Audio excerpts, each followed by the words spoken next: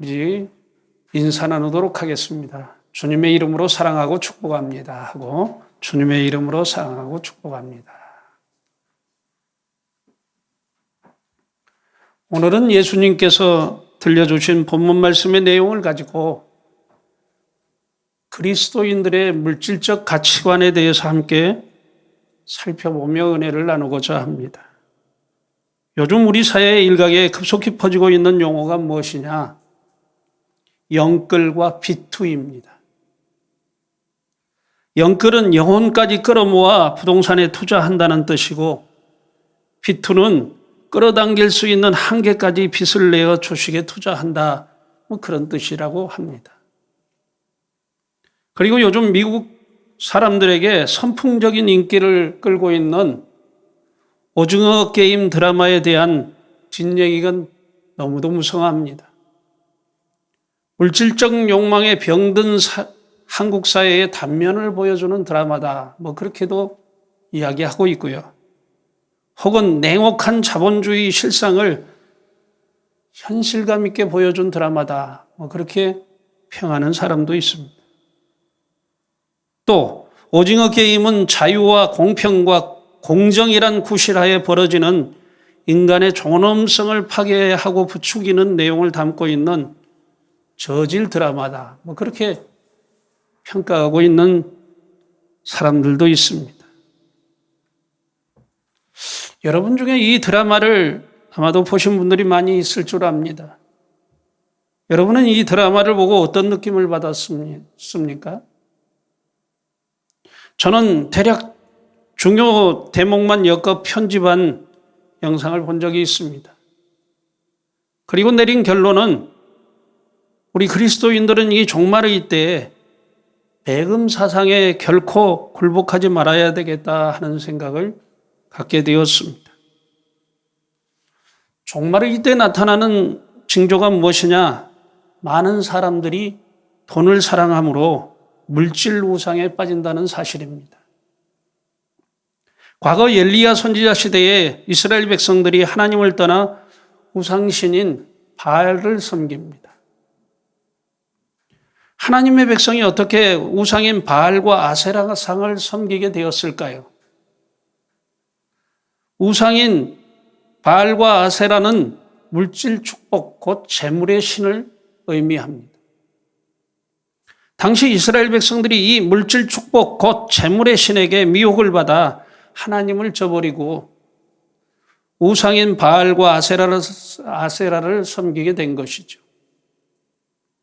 또 당시 아합 왕이 우상인 바알과 아세라를 섬기는 이세벨을 왕으로 맞아들이면서 온 나라가 우상리즘에 빠진 것을 보게 됩니다.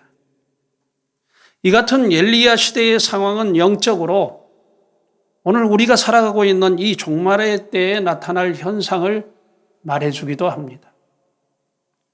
저는 지금 우리가 살아가는 이 시대가 바로 물질 우상리즘이 팽배한 그런 시대라고 판단이 되어집니다.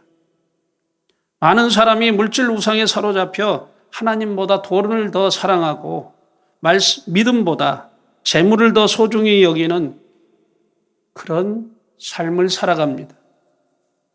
심히 유감스러운 말이지만 우상 숭배자들은 하나님의 나라를 유업으로 받을 수 없습니다. 계시록 21장 8절을 보면 영원한 하나님의 나라에 들어가지 못할 자들에 대해서 이렇게 말씀합니다. 그러나 두려워하는 자들과 믿지 아니한 자들과 흉악한 자들과 살인자들과 음행하는 자들과 점술가들과 우상 숭배자들과 거짓말하는 모든 자들은 불과 유황으로 타는 못에 던져지리니 이것이 둘째 사망이라라고 말씀합니다. 이 종말의 때 우리는 자칫 물질 우상에 사로잡히지 않기 위해 물질적 가치관을 새롭게 정립할 필요가 있다고 저는 생각합니다. 그런 의미에서 오늘 본문 말씀을 통해서 들려주시는 예수님의 말씀에 우리는 귀를 기울여야 합니다. 예수님은 우리에게 이렇게 말씀하십니다. 너희를 위하여 보물을 땅에 쌓아두지 말라라고 말씀합니다. 그 이유는 거기는 좀과 동록이 해하며 도둑이 구멍을 뚫고 도둑질한다고 했습니다. 그리고 오직 너희를 위하여 보물을 하늘에 쌓아두라고 말씀합니다. 그 이유는 거기는 좀이나 동록이 해하지 못하며 도둑이 구멍을 뚫지도 못하고 도둑질도 하지 못하기 때문이라고 말씀합니다. 예수님은 더 나아가 내 보물이 있는 그곳에 내 마음도 있느니라 라고 말씀합니다. 또 예수님은 우리를 향해서 이렇게 말씀합니다. 눈은 몸의 등불이니 그러므로 내 눈이 성하면 온몸이 밝을 것이요 눈이 나쁘면 온몸이 어두울 것이다 라고 말씀하시면서 이어서 우리에게 이렇게 말씀합니다. 그러므로 내게 있는 빛이 어두우면 그 어두움이 얼마나 더하겠느냐. 한 사람이 두 주인을 섬기지 못할 것이니 혹 이를 미워하고 저를 사랑하거나 혹 이를 중히 여기고 저를 경히 여김이라. 너희가 하나님과 재물을 겸하여 섬기지 못하느니라 라고 말씀하십니다. 오늘 본문 말씀은 우리에게 중요한 물질적 가치관을 정립할 수 있는 매우 중요한 말씀입니다. 본문 말씀의 핵심은 보물을 땅에 쌓아두지 말고 하늘에 쌓아두라라고 말씀하신 그 말씀입니다. 그렇다면 보물은 뭘까요? 그것은 사람이 소유하고 있는 재물을 말합니다. 사실 사람은 본질적으로 보물을 쌓는 자들입니다.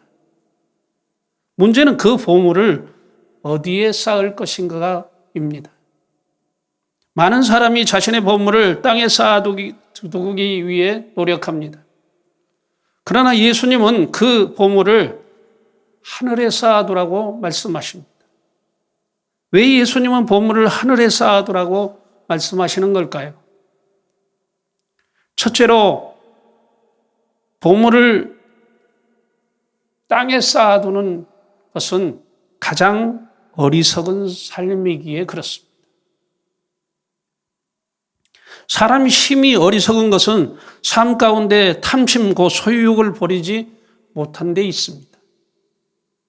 예수님은 누가복음 12장 16절부터 21절의 한 부자의 비유를 통해서 그것을 우리에게 가르쳐 주십니다. 한 부자가 농사를 지었는데 그의 소출을 많이 거두어 들였습니다. 그의 마음에 이렇게 고민이 됩니다. 내가 곡식을 쌓아둘 곳이 없으니 어찌할까? 고민하다가 그가 이런 결정을 합니다. 내 곡간을 헐고 더 크게 짓고 모든 곡식과 물건을 거기에 쌓아두리라. 그가 자신의 곡간을 헐고 더 크게 지어서 그 모든 물건을 거기에 쌓아두고 자신의 영혼을 향해서 이렇게 말합니다. 내 영혼아 여러 해 쓸 물건을 많이 쌓아두었으니 평안히 쉬고 먹고 마시고 즐기자. 하지만 하나님은 그 부자를 향해서 이렇게 말씀합니다. 어리석은 자여 오늘 밤에 내 영혼을 도로 찾으리니 그러면 내 준비한 것이 누구의 것이 되겠느냐. 예수님은 이 비유의 말씀을 마치면서 우리를 향해서 이렇게 권고하십니다. 자기를 위하여 재물을 쌓아두고 하나님께 대하여 부여하지 못한 자가 이와 같으니라 라고 말씀합니다.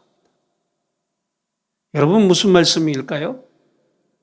자기의 재물 곧 보물을 땅에 쌓는 어리석은 자를 책망하시는 말씀입니다. 이 비유의 말씀에서 한 부자가 그런 어리석은 결정을 한 결정적인 원인은 뭘까요? 그는 아마도 우리의 생사화복이 하나님께 있음을 잊어버리고 산 것 같습니다. 그는 아마 자기의 생이 영원할 것이라고 그렇게 생각한 것 같습니다. 얼마 전 제가 여러분에게 생명의 양식 큐티에 이런 내용을 담아서 올린 적이 있습니다. 그리스도인의 삶은 종말론적 사고를 가지고 살아가는 삶이다. 우리에겐 반드시 내일이란 시간이 허락되리라고 장담할 수 없기에 오늘 하루는 곧 시작이며 끝이다. 그런 내용으로 여러분들에게 이렇게 큐티를 보낸 적이 있어요. 만일 우리의 생명이 영원하다고 하면 우리는 땅에 보물을 쌓아두어도 무방할 것입니다. 하지만 우리의 생사화복의 고난이 오직 하나님께 있기 때문에 땅에 보물을 쌓아두는 것은 참으로 어리석은 삶이 아닐 수 없습니다. 또 땅에 보물을 쌓아둘 경우 예수님의 말씀처럼 좀과 동록이 해하며 도둑 맞을 가능성이 분명하게 그렇습니다.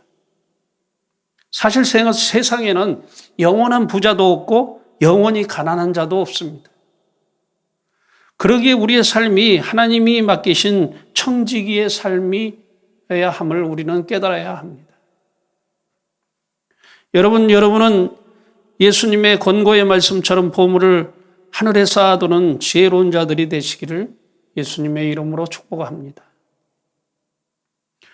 보물을 하늘에 쌓는다는 뜻은 우리에게 맡기신 재물을 하나님의 영광을 위하여 사용하라는 것입니다. 우리의 재물을 복음 전파를 위해 써야 합니다.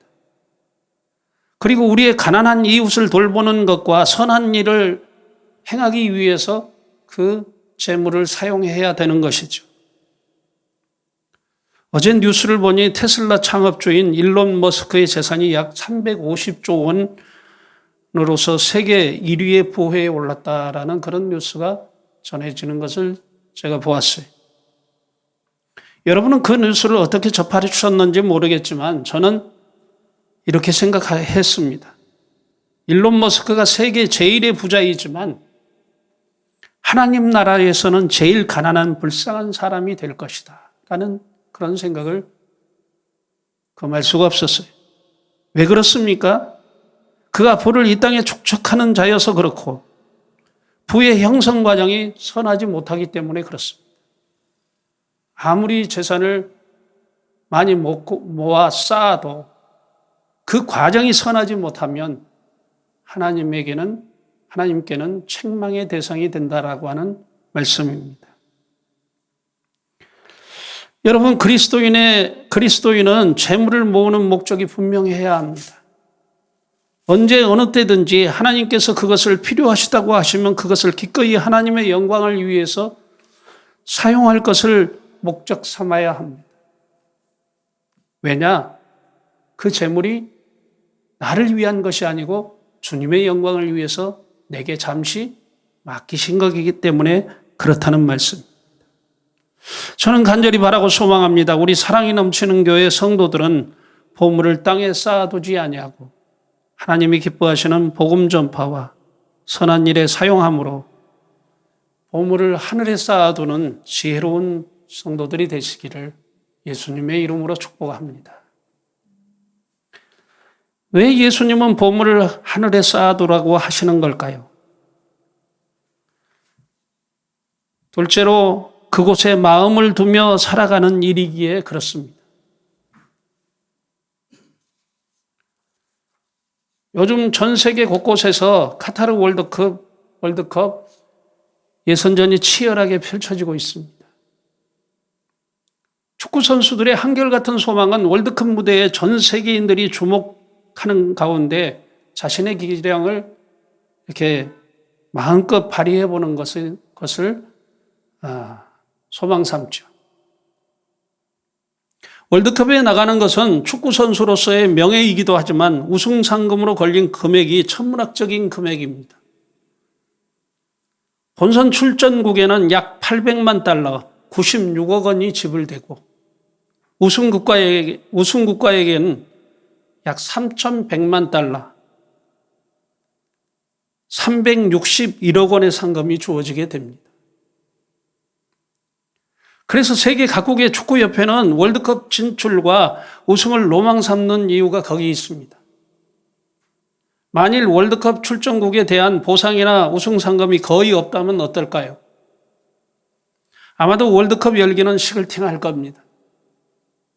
그리고 축구 선수들 또한 월드컵에 거는 기대와 소망 그다지 크지 않을 것입니다. 왜 그럴까요? 보물 곧 우승상금이 걸려있는 곳에 마음이 있기 때문에 그렇죠. 그에게 우승상금이 걸려있기 때문에 그 월드컵에 나가서 우승 한번 해보겠다라고 기를 쓰고 연습하면서 훈련하는 것이죠. 그리스도인은 하늘의 시민권을 두고 하늘나라의 소망을 두고 살아가는 사람들입니다. 그런데 만일 자신의 보물을 땅에 쌓아둔다고 하면 과연 그 마음이 하나님 나라의 소망을 둘 수 있을까요? 보물을 하늘에 쌓아둔 사람은 그 마음이 하늘의 소망이 있고, 보물을 땅에 쌓아둔 사람은 그 마음이 땅에 있게 마련입니다. 그래서 본문 21절에 예수님은 이렇게 말씀합니다. 내 보물이 있는 그곳에는 내 마음도 있느니라. 마음이 어디에 있느냐가 굉장히 중요합니다. 보물을 땅에 쌓아두면 마음이 하나님에게서 멀어지게 될 것입니다. 창세기 19장의 말씀을 보면 소돔성에 롯의 처가 나옵니다. 여러분, 그 롯의 처의 경우를 한번 우리가 생각해 볼 필요가 있습니다. 소돔성이 유황불비가 쏟아져 아수라장이 되는 상황인데도 그녀의 마음은 어디를 향하고 있느냐? 불타는 소돔성에 있습니다. 왜 그럴까요? 아마도 그 소돔성에 자신의 보물을 두고 몸만 빠져나온 그런 결과일 것이죠. 그녀는 그런 연유로 소돔성을 향해 바라보다가 그만 소금기둥이 되어버리는 그런 저주를 받습니다. 마태복음 19장 16절부터 30절에 등장한 한 부자 청년이 그렇습니다. 물질에 대한 탐욕을 극복하지 못한 이 부자 청년이 영생의 길을 포기하고 맙니다. 예수님께서 너의 재산을 모두 팔아서 가난한 자들에게 나눠주고 나를 따르라는 말씀에 그는 상처받고 예수님의 곁을 떠나고 맙니다. 그의 마음이 자신의 보물 곧 재산에 있었기 때문에 그렇습니다. 사람들은 자신의 재산을 투자한 곳에 관심을 가집니다. 부동산에 투자한 사람은 부동산에 그 마음을 집중할 것이고, 주식에 투자한 사람은 그 주식에 대해서 그 마음이 가 있을 거예요. 따라서 하나님의 나라와 선한 일에 투자한 사람은 그 마음이 항상 하늘에 있을 것입니다. 하나님의 나라에 있다는 것이죠. 중요한 사실은 그 마음이 있는 곳에 몸도 따라가게 마련이죠. 사실 하늘에 보물을 쌓아둔 사람은 그 마음이 하늘나라에 항상 있을 것입니다. 저와 여러분 모두가 보물을 하늘에 쌓아두는 성도들이 되셔서 영원한 하나님의 나라를 유업으로 받는 자들이 되시기를 예수님의 이름으로 축복합니다. 셋째로, 빛을 발하는 삶이기에 그렇습니다. 우리는 흔히 돈 욕심 많은 사람을 가리켜서 뭐라고 얘기합니까? 돈의 눈이 멀었다, 그렇게 얘기합니다. 본문 22절에 예수님은 이렇게 말씀합니다. 눈은 몸의 등불이니 그러므로 내 눈이 성하면 온몸이 밝을 것이요. 눈은 히브리어로 마인이라고 하는데, 아인이라고 하는데 그 뜻은 샘 또는 원천이라는 그런 뜻입니다. 보는 것이 지혜의 원천이 된다는 그런 뜻이죠. 사실 어떻게 보고 판단하느냐는 것은 인생 삶을 결정하는 중요한 동기가 됩니다. 예수님은 상한 눈과 나쁜 눈을 구별하여 말씀합니다. 눈은 몸의 등불입니다. 그래서 그 등불이 꺼지면 온몸이 어둡다고 하셨습니다. 눈이 밝아야 합니다. 눈이 밝아야만 밝히 보고 밝히 깨닫고 밝히 생각할 수 있는 것이죠. 예수님은 땅에 보물을 쌓아두는 자의 두는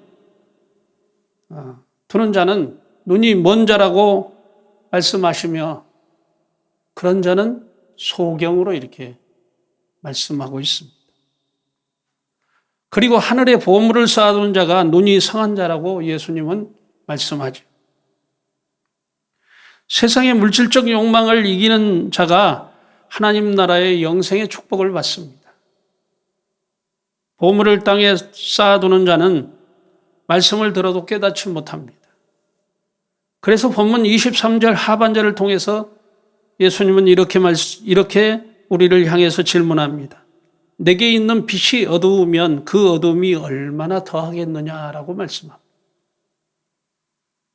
솔직히 하나님을 믿는다고 하면서 하나님의 교회의 지체라고 하면서 온전한 11조를 실천하지 못하고 헌금 생활마저 등한시하는 사람은 땅에 보물을 쌓아두는 사람입니다. 그러므로 재물에 대한 집착을 버리고 보물을 하늘에 쌓아두며 두어 눈이 밝아져 하나님의 구원의 은총을 누리는 그런 자들이 되어야 합니다. 미국의 릴랜드 스탠포드라고 하는 큰 부자로 캘리포니아 출신의 상원 의원이 있었습니다. 갑자기 외아들이 죽었을 때 그는 삶의 목적을 잃었다고 말하면서 장례식장에서 슬피 울며 이렇게 말했다고 합니다. 삶의 모든 것을 잃어버렸다. 삶의 소망이 없다고 하면서 그는 절망하는 것이죠. 그런데 잠 못 이루던 밤, 그날 밤에 아들이 꿈에 나타나 말하기를 아버지, 세상에는 저와 같은 젊은이가 수없이 많다는 것을 왜 모르십니까? 라고 말했다고 합니다. 그 일을 계기로 스탠포드는 인생을 보는 눈이 달라졌어요. 그래서 2천만 불을 내놓아 스탠포드 대학을 설립하게 됩니다. 그뿐만 아니라 부부가 함께 이렇게 다니면서 일생토록 버림받은 자들과 고통을 겪는 자들을 위해서 일했다고 합니다. 그는 죽음에 이렇게 임종에 임박해서 자기의 유서에 적기를 전 재산을 10센트도 남기지 말고 교육사업에 써달라고 그렇게 하면서 운명했다고 합니다. 그로 인해 미국 서부의 명문대학의 자리를 굳건히 지킨 대학이 바로 이 스탠포드 대학, 오늘까지도 유명한 대학 중에 하나입니다. 이 스탠포드야말로 눈이 밝아져 땅에 쌓는 보물에 실망하고 오직 하늘의 보물을 쌓아두는 일에 전심전력한 사람이라고 우리는 생각해 볼 수 있습니다. 저는 여러분들에게 간절히 바라고 소망합니다. 여러분의 눈이 밝기를 원합니다. 세상의 재물을 쌓는 일에 이렇게 몰두하게 되면 여러분의 영적 세계는 더 어두워질 것입니다. 그래서 여러분들이 보물을 하늘에 쌓아둠으로 하늘의 신령한 것을 사모하고 하나님의 진리를 따라 행하는 그런 복된 성도들이 되시기를 예수님의 이름으로 축복합니다. 말씀이 맞춰지지 않고 다음 내용이 있는데 시간 관계상 추수감사절 다음 주간에 두 번째 시간을 갖도록 하겠습니다.